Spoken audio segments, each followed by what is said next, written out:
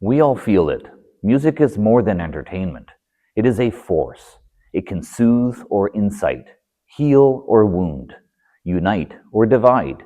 It speaks a language deeper than words, bypassing our intellect to directly shape our emotions, our physiology, even our spirit. But why? Is this profound power a happy accident or biology? Or is it evidence of something far more intentional, a coded signature woven into the very fabric of creation and into a blueprint of humanity itself?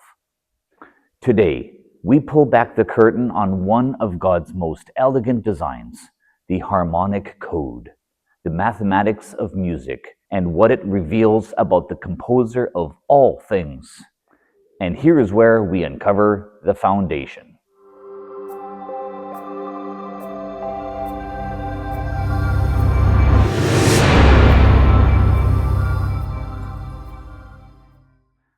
Let's start with a mystery that has captivated thinkers for millennia. In the 6th century BC, the Greek philosopher Pythagoras, not a Christian, but a man obsessed with uncovering the order of the universe, made a stunning discovery. He found that pleasing musical intervals weren't random. They were governed by pure, simple mathematics. Strike a string, it vibrates at a frequency, producing a note. Divide that string into a simple ratio of 2 to 1, and you get the same note, an octave higher, a perfect unity. A ratio of 3 to 2 gives the powerful, stable interval of a perfect fifth. 4 to 3 gives the perfect fourth. These ratios, Pythagoras realized, weren't just rules for musicians. He believed they were the hidden rules of the cosmos itself. He called it musica universalis, the music of the spheres. He was convinced the planets in their orbits hummed these perfect harmonies, a celestial symphony of order.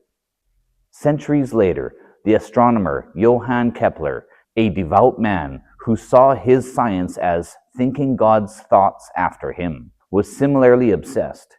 In his work, Harmonices Mundi, he tried to calculate the precise musical intervals of the planetary orbits. He was searching for the mathematical melody of creation. Both of these brilliant men were touching the hem of a glorious truth. They were so close. They had discovered the code, but they hadn't yet met the coder. They heard the echo, but not the voice. Because what is sound but organized vibration? And what is creation but the product of a spoken command? Psalm 33:9 says, "For he spoke, and it came to be. He commanded, and it stood firm." The opening of Genesis is not a silent picture. It is a symphony. And the Spirit of God was hovering over the face of the waters.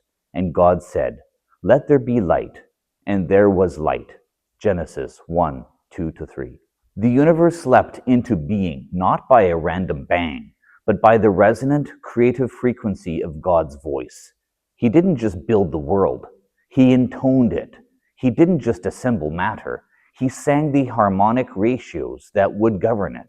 The mathematical order that Pythagoras and Kepler marveled at. The very same simple ratios that make a chord sound stable and beautiful. Those are the architectural blueprints of a spoken creation with order. This divine signature isn't just out there in space. It is written into us, the listeners.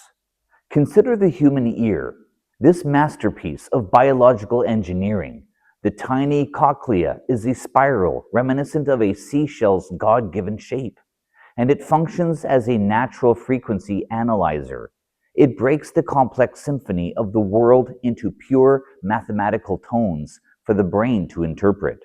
And here's a critical design feature, one that screams intention. Sound has a direct pathway to the core of your being.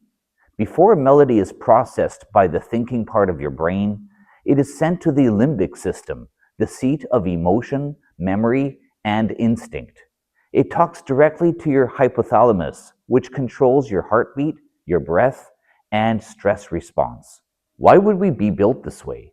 It's as if the designer built us with a direct port for sound. Now, this leads us to a hot topic in certain circles, the great frequency debate. You may have heard the compelling claim that our standard tuning of 440 Hz is somehow bad, even demonic, a conspiracy to make us agitated and out of tune with nature, and that the godly frequency is 432 Hz, said to align with the heart of the earth. Let's apply some academic clarity here. Historically, tuning standards have swung wildly from 415 Hz in the Baroque era and over 460 Hz in some European churches. The standardization to 440 Hz in the 20th century was largely for industrial and broadcasting consistency. The oft-repeated link to Nazi propaganda, while containing a sliver of historical fact, is dramatically overstated. And acoustically, the difference between 440 and 432 Hz is minuscule, about a third of a semitone. To most ears, it is a blind test. It is barely perceptible. Now here is the critical point, the foundation we must not miss. The enemy loves a half-truth that leads us into a ditch. The real warfare isn't in the bass tuning, it's in the message and the harmonic intent. A song of worship to the living God at 440 Hz is infinitely more in tune with creation than a song of despair, lust, or hatred at 432. The conspiracy we should be concerned with is the flood of music deliberately engineered to promote chaos, anxiety, and rebellion, and nihilism too, to drive the human spirit into a dissonance with its creator.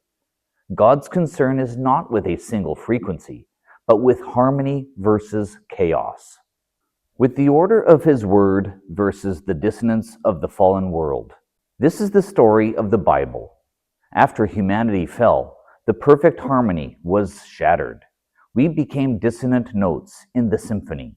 But God, in his amazing infinite grace, sent the ultimate resolution. The Gospel of John introduces Jesus not just as a teacher, but as the Logos, the Word. In the beginning was the Word, and the Word was with God, and the Word was God. John 1:1. Jesus Christ is the living, breathing tuning fork of the universe. He, the Word, is the perfect frequency of the Father's love and holiness made flesh.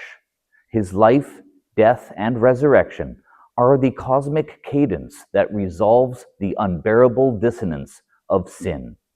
He is the way all things are brought back into harmony with God. So, what is our calling in this?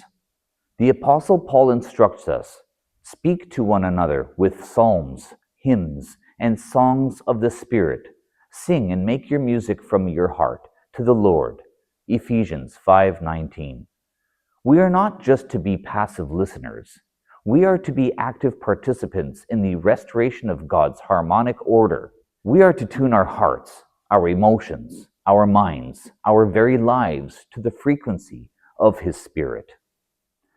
That peace you feel in a true moment of worship, that unity you sense when voices join in a faithful hymn, that stirring in your spirit when truth is sung, that is not just clever chord progressions or emotional manipulation. That is your created biology, fearfully and wonderfully made, recognizing and resonating with a mathematical truth. And that mathematical truth is in itself an expression of the good, orderly, and beautiful character of God. You are literally and spiritually coming back into tune. Pythagoras and Kepler were closer than they knew. They heard the music of the spheres, but we know the name of the great maestro above. We have heard the voice that spoke the worlds into being, and we are invited to sing along. Psalm 156 says, "Let everything that has breath praise the Lord, praise the Lord." Find your note, join the song. Click the link below to watch our gospel message video to learn why you need His salvation today. Join us next time as we keep uncovering the foundations.